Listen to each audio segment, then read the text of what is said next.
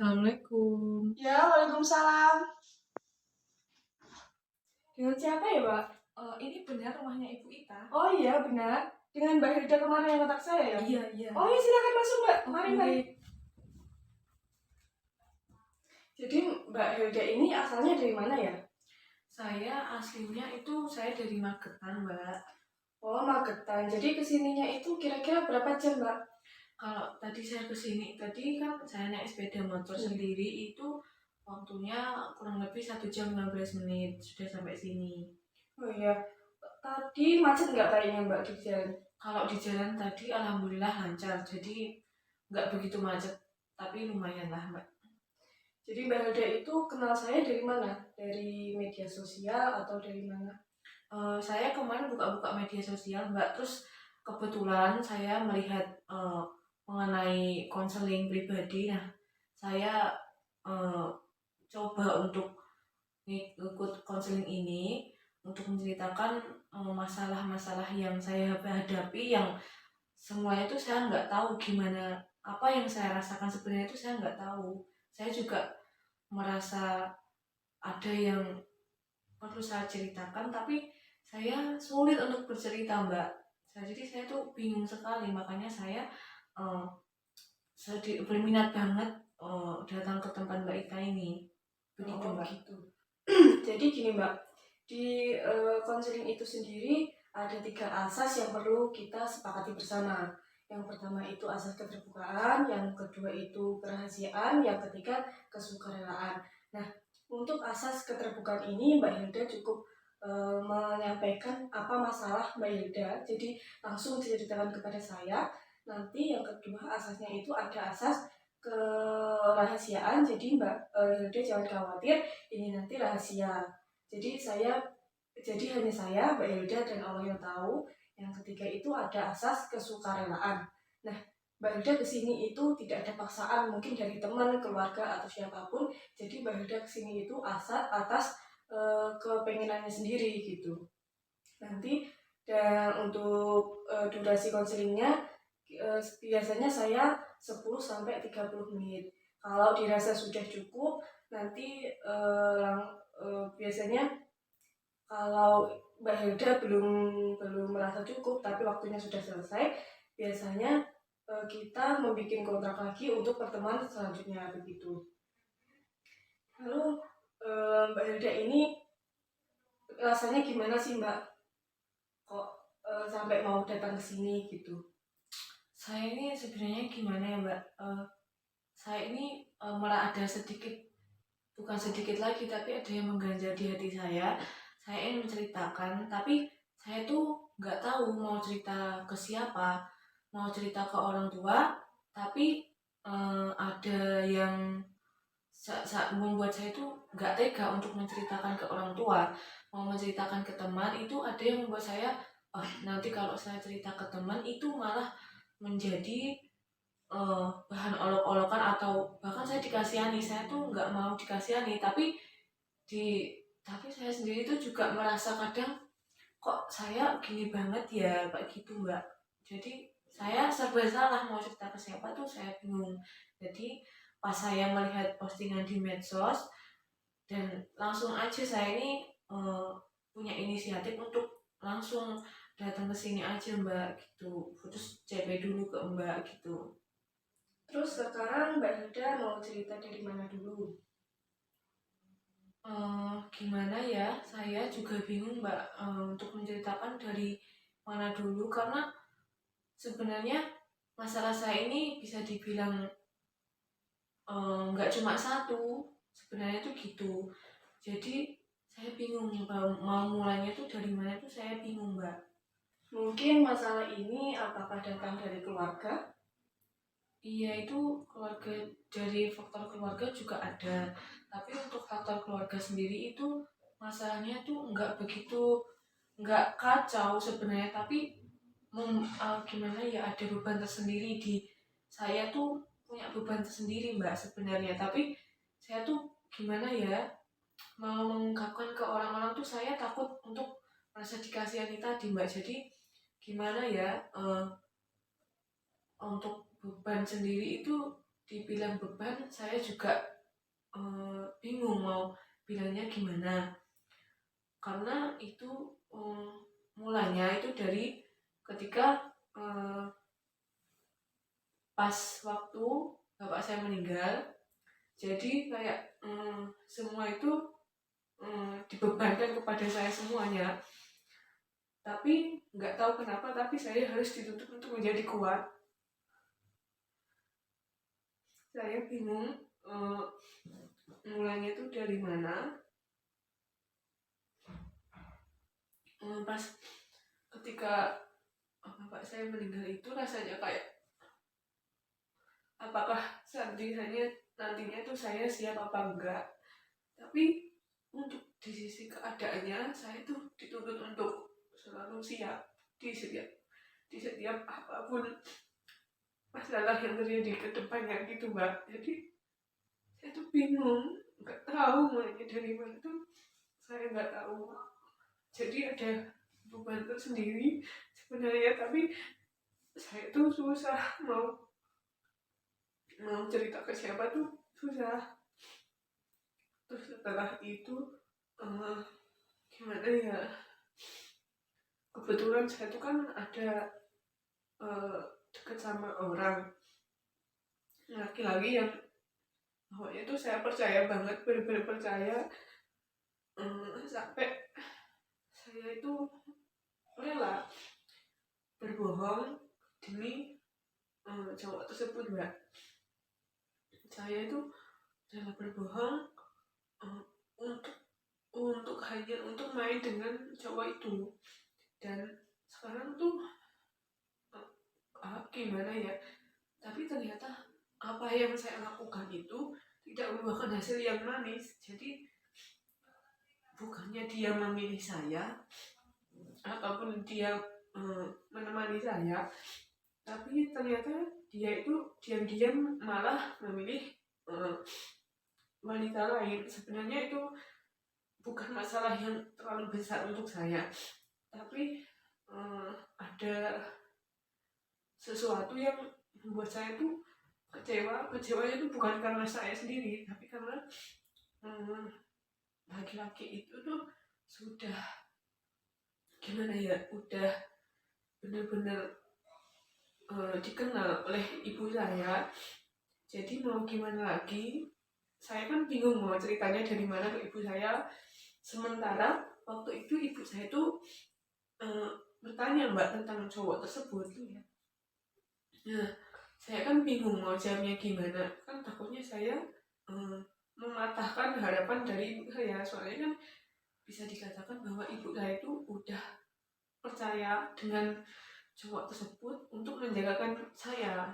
Nah, tetapi karena saya nggak tahu, karena kita juga jarang ketemu, dia juga kerjanya di jauh, jadi kan kita nggak bisa 24 jam ketemu ataupun sering ketemu, kan nggak bisa.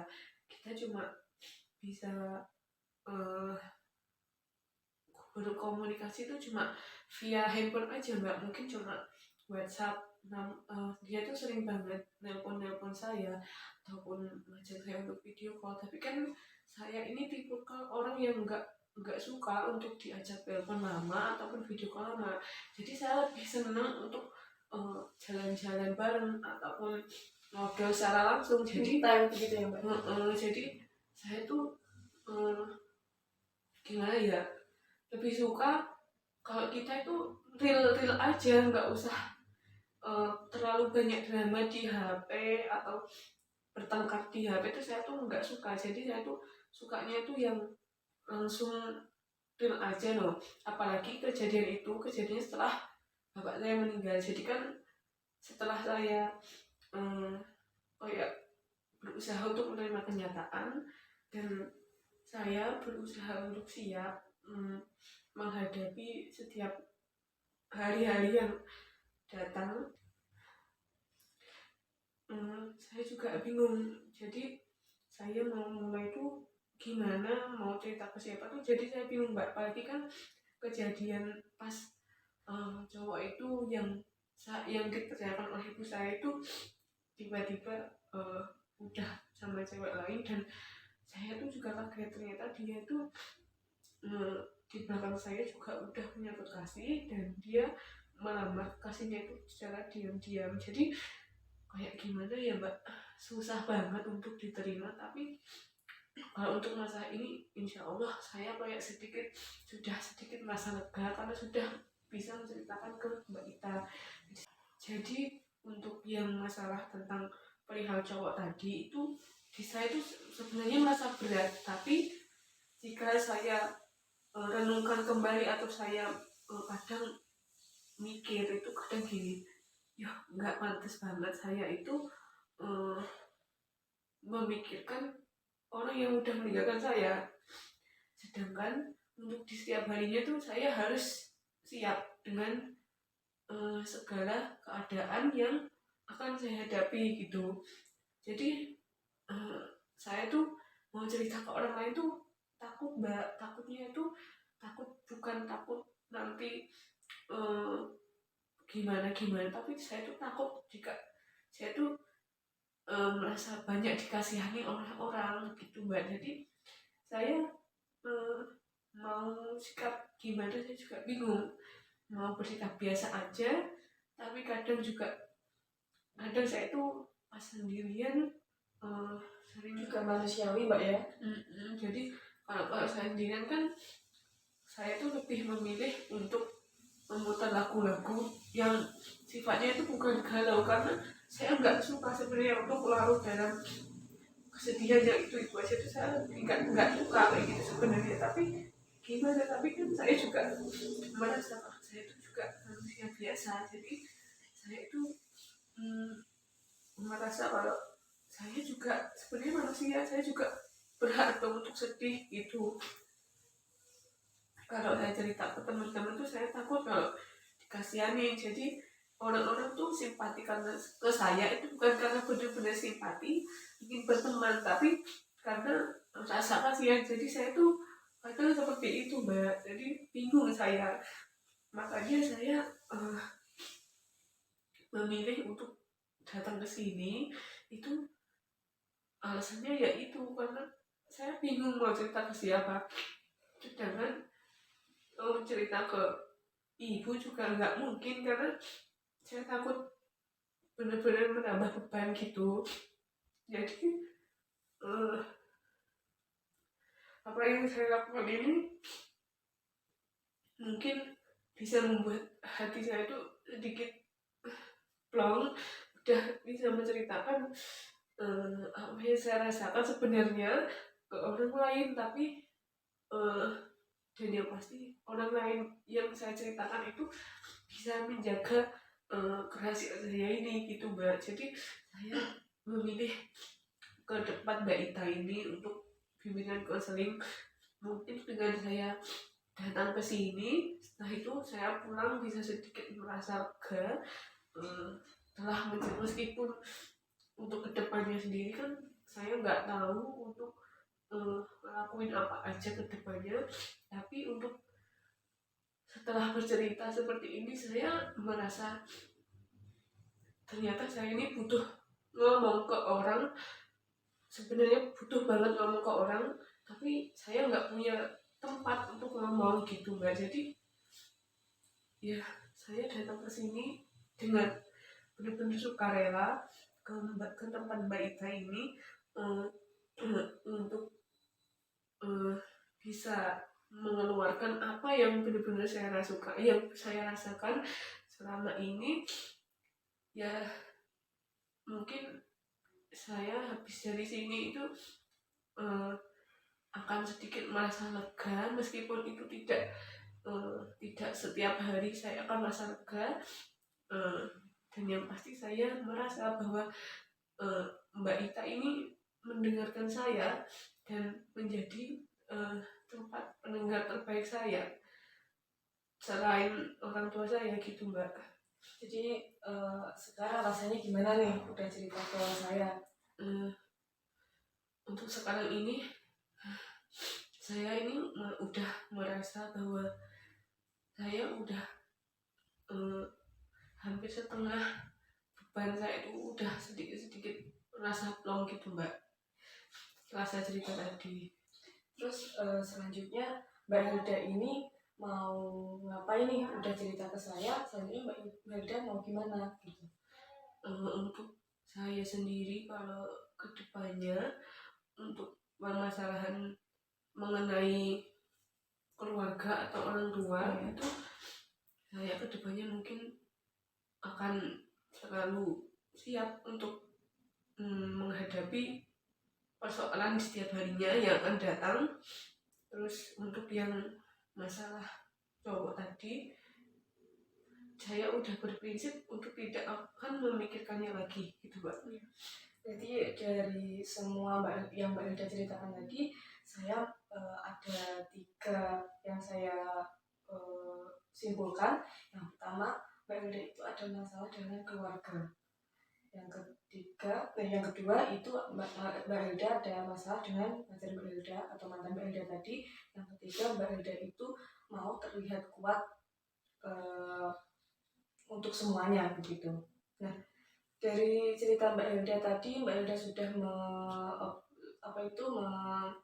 menemukan solusinya sendiri. Lalu Mbak Hilda sekarang sudah merasa plong kan? Sudah kan? Kalau setelah dari sini Mbak Hilda masih ada yang mau disampaikan, di kontak saya saja ya nggak apa-apa. Terus nanti kita ketemu lagi di sini lagi Mbak ya. Terima kasih Mbak Hilda sudah datang ke sini, sudah menyempatkan waktu untuk bercerita kepada saya. Terus alhamdulillah Mbak Hilda juga sudah plong. Terima kasih ya Mbak.